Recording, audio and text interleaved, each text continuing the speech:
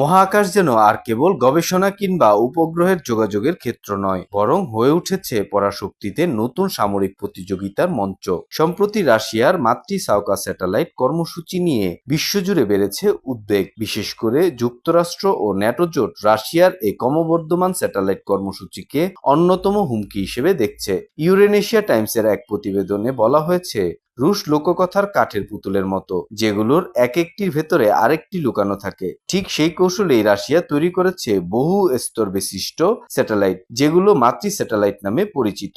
এসব স্যাটেলাইট কক্ষপথে গিয়ে নির্দিষ্ট সময় বা লক্ষ্য অনুযায়ী ছোট সাব স্যাটেলাইট বা গোপন বস্তু মুক্ত করে, যেগুলোর মধ্যে রয়েছে নজরদারি, অনুসরণ এবং ধ্বংসাত্মক আঘাত হানা। দাবি করা হয় যুক্তরাষ্ট্রের গুপ্তচর স্যাটেলাইটকে অনুসরণ করছে রুশ স্যাটেলাইট, এবং রাশিয়ার এই কর্মকাণ্ড হঠাৎ শুরু হয়নি, বরং এটি প্রজেক্ট নিভিলিয়া নামের একটি বহু বছরের গোপন সামরিক প্রকল্পের অংশ, যা শুরু হয় 2011 সালে। 2024 সালের এপ্রিল মাসে এক সাক্ষাৎকারে ন্যাটো মহাসচিব মার্ক রুটে প্রকাশ্যে হুঁশিয়ারি দিয়ে বলেছেন, মস্কো সম্ভবত মহাকাশে পারমাণবিক অস্ত্র মোতায়েনের পরিকল্পনা করছে।